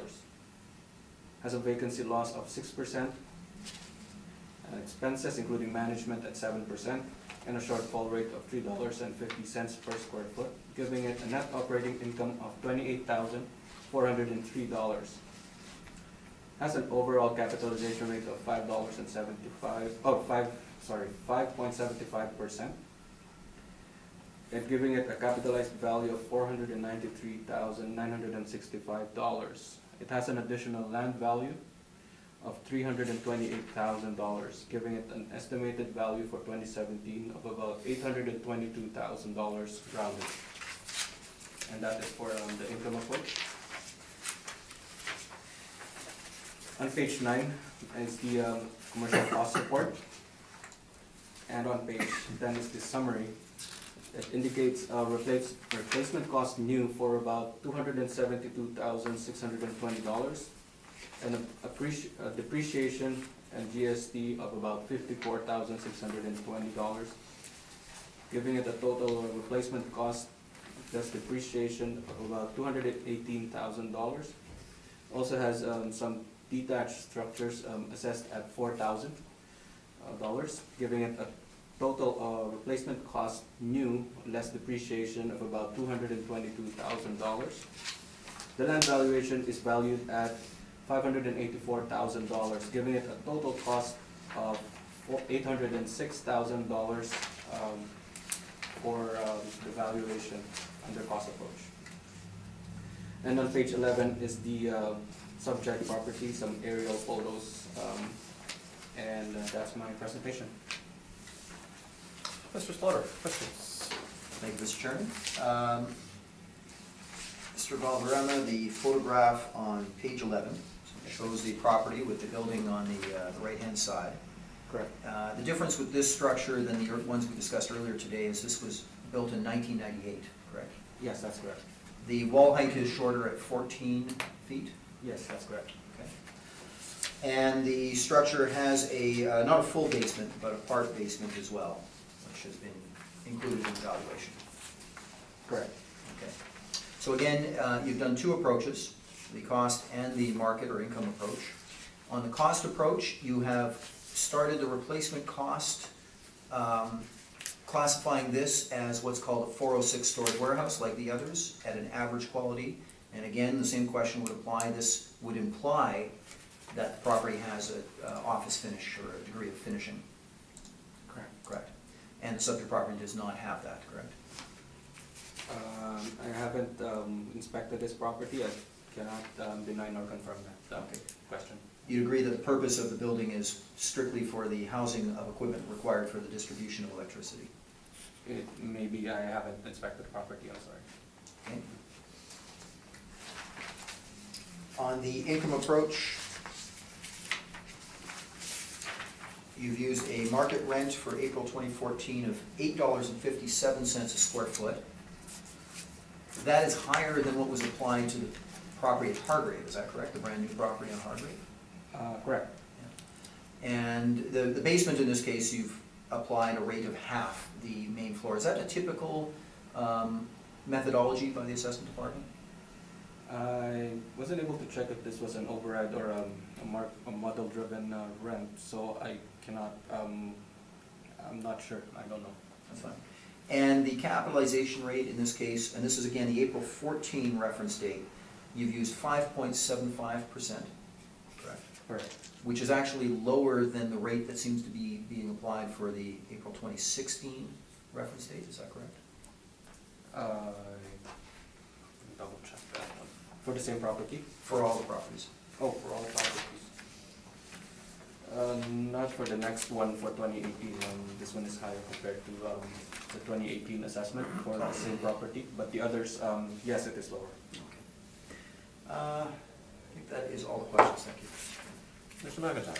I just have one question, Mr. Valderrama, if you'd want to turn to page 11. I'm looking at both of these pictures, That's correct. and it would appear that there's a new building adjoining the existing hydro building. Oh, the one on the right. bottom right. I believe, sir, that that was just because of the angle of it. That's why it's hitting on this one. But if Oh, you I look see. at the one on top, it's just this one. Oh, The one okay. with the greenish roof. That's included in the property. Oh, I see. It's up here. Okay, no further questions. Thank you, sir. Ms. McFadden? I actually have the same question. Thank you. I think we've had that difficulty because the photo is an oblique, whereas the line is drawn as a directly overhead. That's correct, Match. Mr. Chair. I have no questions. Thank you, Mr. Chair. Mr. Slaughter? Yes, Mr. Chairman. So we have a very similar photograph on page 2, except taken from the other angle, but you can see the structure there. And again, from the point of view of the value, which is our main contention, we feel that either approach could be applicable, cost or a market approach. But on a cost approach, when we look at the replacement cost new, which is the step 1, we feel that the city is off in using a 406 storage warehouse, which includes a degree of finishing. When these structures are basic structures without finishing, they are built strictly for housing equipment required for the distribution of electricity. There's 2 other considerations. I mentioned that we have kind of a blanket approach to these properties, but each property has something specific about it. This particular improvement is older than the others. It was built in 1998. It has a lower ceiling height of 14 feet. And actually this structure not only does not have any finishing, but it does not have any forced air, no air conditioning, and limited exhaust systems. It really is just structure to house the equipment. So we take these factors somewhat into account when we go through basically the same evidence as we've had for the others. We look at market rents that we have in the market. Again, there's factors to consider on all the variables from age to size to location, land to building ratio, ceiling height. But what we see across the 8 comparisons that we have is that the market rents for these type of structures we feel are closer to $6, under $6 a foot. We have to adjust for both considerations. One, that this is just a structure without any forced air, limited exhaust system, and no finishing, but also that it's a little bit newer than many of the comparisons. So we end up at $7.50 a square foot on the main floor, which is a little lower in this case than what the city has. They have $8.57. So we're a bit lower on the main floor. We follow the same logic, which typically is the practice for a basement space like this, to apply half the rate to the basement.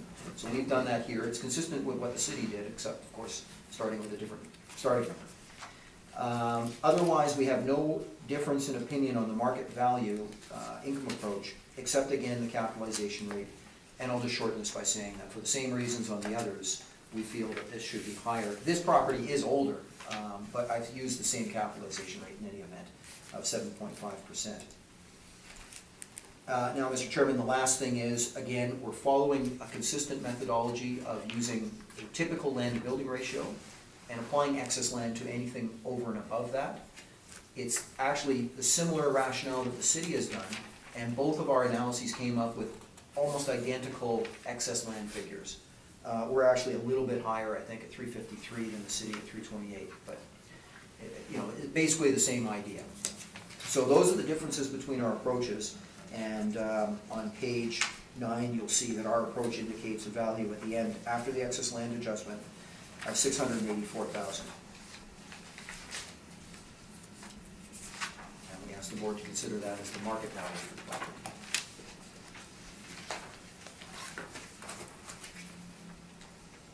Mr. Valderrama? Same line of question in terms of cap rate. That's just it, Mr. Chair. Or this gives me the opportunity to use that lovely legalese phrase, mutatis mutandis. I love. I haven't heard of As applied, same as before, but applied to these circumstances. Okay. Love that phrase. Okay, and then. No questions, No Mr. questions? Chair. No question. Questions and no questions. Class and liability is the same thing. Class and liability is the same? Yes. As I say, at the very last minute, I may ask that we look at that. I'm still debating in my mind.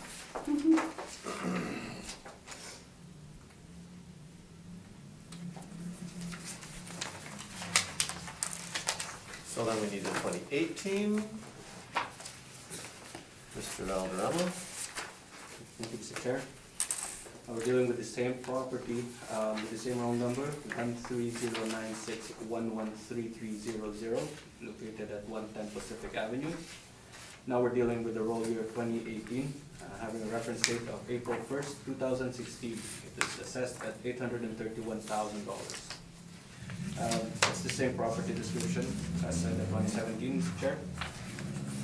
Again, this is valued under cost approach. And on page 5 is an income workup, which is a little bit higher than the cost approach. It's not far off, but it's about almost close. At $924,000 estimated value for 2018, that's for the income approach. And on page 3 are the rent comparables. They're ranging from $8.50 up to $13.45 per square foot, with leased areas ranging from 2,000 square feet up to 6,080 square feet. On page 4 are the land sale comparables. They're ranging from $30.76 up to $96.65 per square foot. On page 5, I'm just going to go through the income workup, income valuation. The leasable area is 5,266 square feet. It has a potential rent using that leasable area of about $37,599.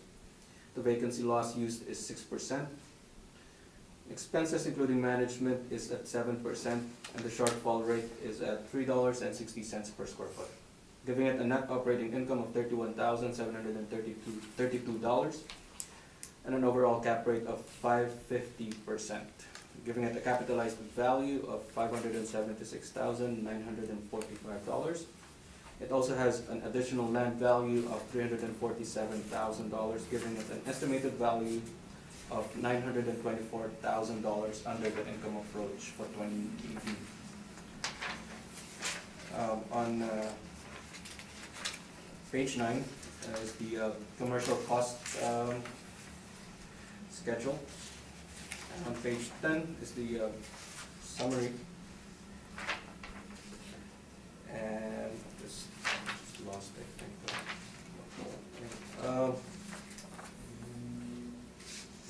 Yeah, the buildings are, the total replacement cost new less depreciation for all buildings is about $209,000.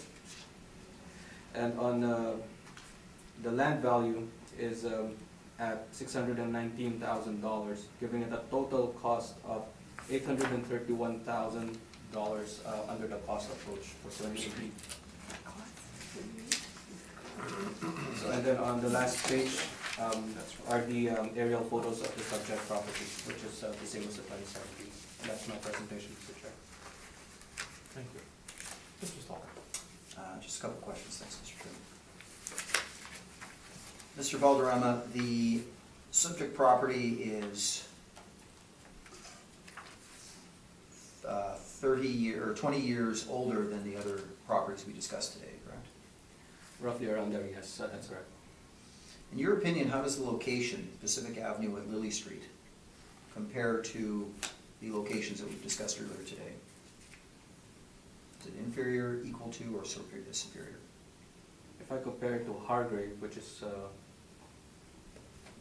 little bit closer to downtown, I'd say it's just slightly inferior, if ever, than the Hargrave one. The capitalization rate applied in this case is the lowest that we've seen of any properties at 5.5%. Correct.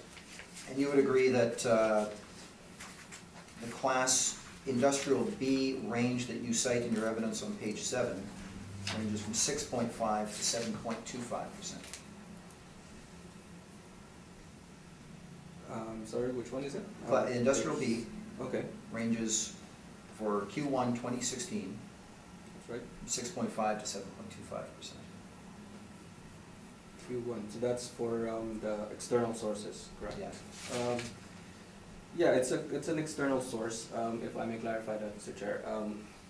It's not the one that we have. We have the ones on the first two columns under City of Winnipeg, April 1st, 2016, between 5.5% to 9.5%. So again, I mean, if we compare it to external sources, yes, we have a wider range.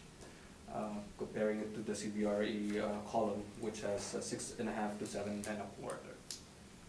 So to answer the question, we have 5.5 in our range as well. Okay, so in your opinion,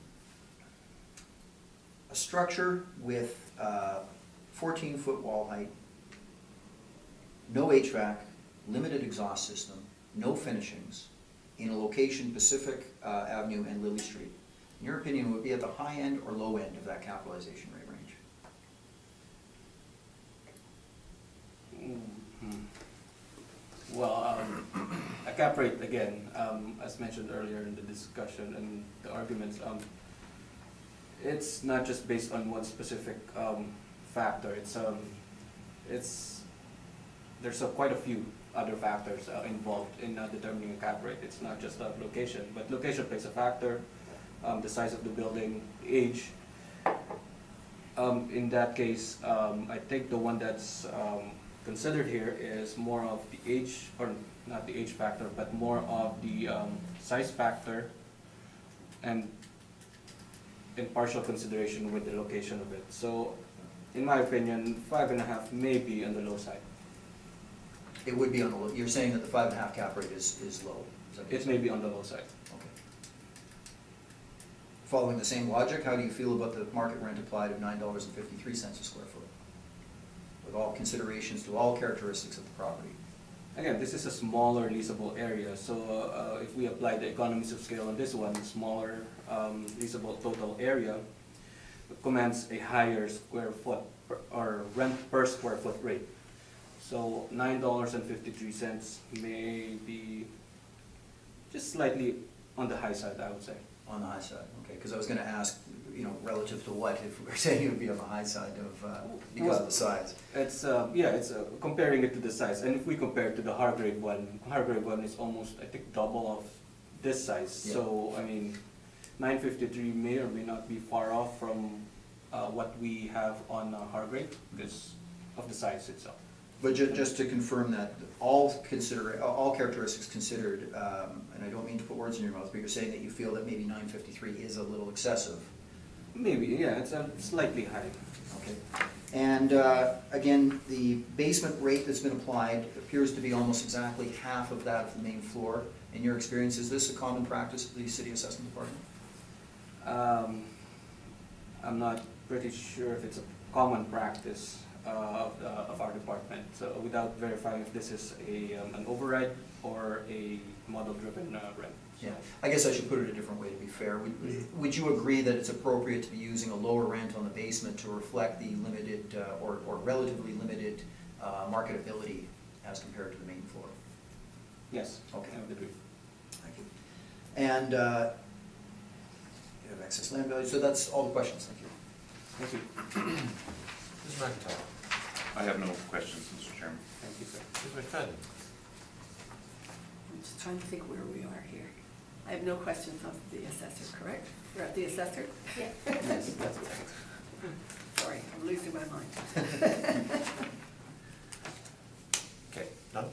Yes. None for me. Thank you. Okay, my question would be, in preparing this evidence, you prepare this document? Yes, I did. And who reviews this document? I review it, and Do superiors review this at all? no, unless there's something that is really an issue or maybe it's a big difference, then yeah, it doesn't go through higher No, class. no, it's just you. Mhm. Okay. And you said this is the first time you've dealt with hydro properties? Yes, that's correct, Mr. Chair. I do have a supplementary question, actually. Question away. So you, just to confirm, Yes, you don't know whether this is a model-driven or it has been? The second one, the 475 one, I wasn't able to determine that one. I'm sorry, I wasn't able to confirm the check. 475. Okay. Okay. But the rest of it is model-driven then? Yes, the 953. Okay. All right, thank you. So those are all of our questions. Thank you, Mr. Slaughter. Mr. Chair. Mr. Chairman, I'll keep it brief. It's basically the same description of the property as I went through for the 2017 assessment. The only difference here is we're looking at 2 years down the road for the reference date. And our valuation reflects the fact that in our mind, we would see a slight increase in the market rent and a slight compression on the capitalization rate, the effect of which is increasing value. Again, we agree with the common practice that basement space, unless it is accessible in a separate way that could be leased separately, it has utility, but it's going to be at a percentage, typically 50% is what's applied as far as market rent potential. And that's been followed by the city. The difference that we have is that we think their starting point on the main floor of 953 is excessive. And I would agree with Mr. Valderrama's statement that it is likely excessive. We feel that based on the market rents that we show and making subjective adjustments to those for all considerations. And again, just to run through some of those considerations, we have a 1998 age, a wall height of 14 feet, a location at Pacific and Lily Street. We're not considering land to building ratio because we're applying a typical 4:1 and then adding excess land after. And we have in this case, no finishing, but also limited exhaust, no HVAC, and very, very basic structure, even compared to the other basic structures we discussed earlier. All these factors we think would influence both the market rent and the cap rate. We have $8 a square foot on the main floor, and then we would have $4 a square foot on the lower level. This is where I ask the, Mr. Chairman, if we can consider the second revision for the value, because we had a mistake on our vacancy allowance in the brief. So this is applying the proper 6% for the area. Everything else is the same with shortfall and non-recovered expenses.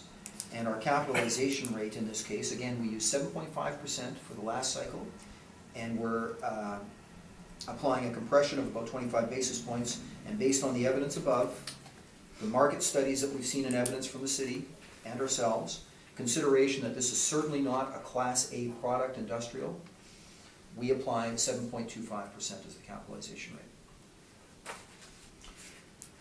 We then add for an excess land value in this case because we have a 9.1 to 1 land to building ratio. So again, if we assume that our income approach requires a typical ratio of 4 to 1, to be fair, we would add for any additional land over and above that, notwithstanding the fact that from a strictly market value perception, I don't believe there's any other value. You could not subdivide this land, I don't believe, in its current use. But again, we're not valuing it in its current use, we're valuing it as somebody would purchase it, willing buyer, willing seller, market value. For that reason, we do add an excess land value, and I think we're very close to what the city's applied here again. Slightly higher, we're at 375,000, and the city was at 347,000. So we're a little bit higher, but we stand by that, and we come to a revised value then of 750,000 overall. Oh, sorry, we revised that, right. Come to a revised value. Give me my copy. Oh, here it is. 719,000 is what I'd like to revise our value to, please.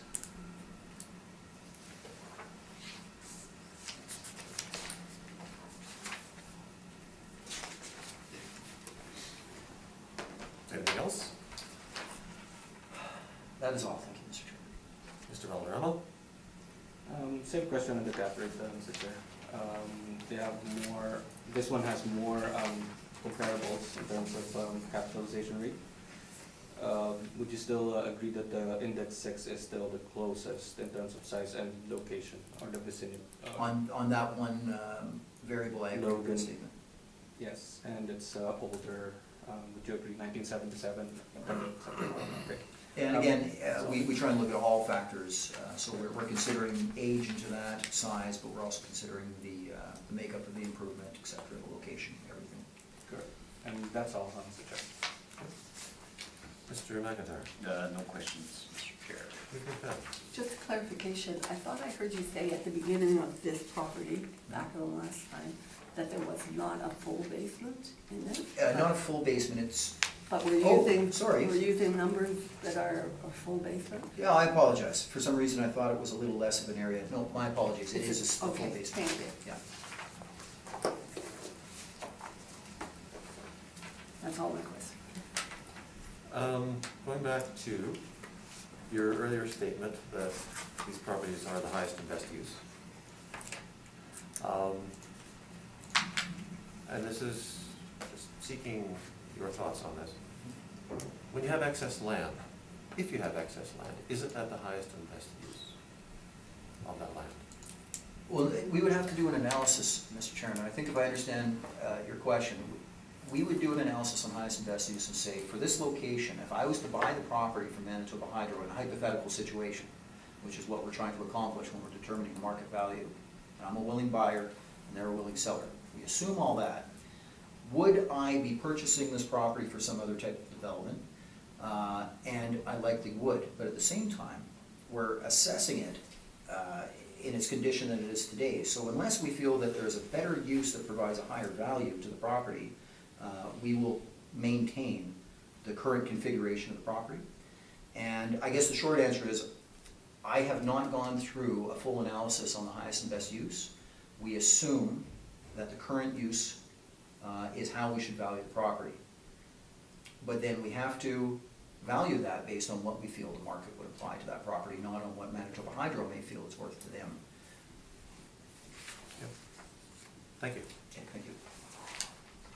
That concludes this, unless you had anything else to add. No, okay. We'll maintain our position, Mr. Chairman, that we simply ask for confirmation on the liability issue, and we understand that the board may have a different opinion on that, but without further information, I simply ask for a confirmation. Okay. Thank you very much then. Thank you. Thank you. Thank you. That draws this to a close.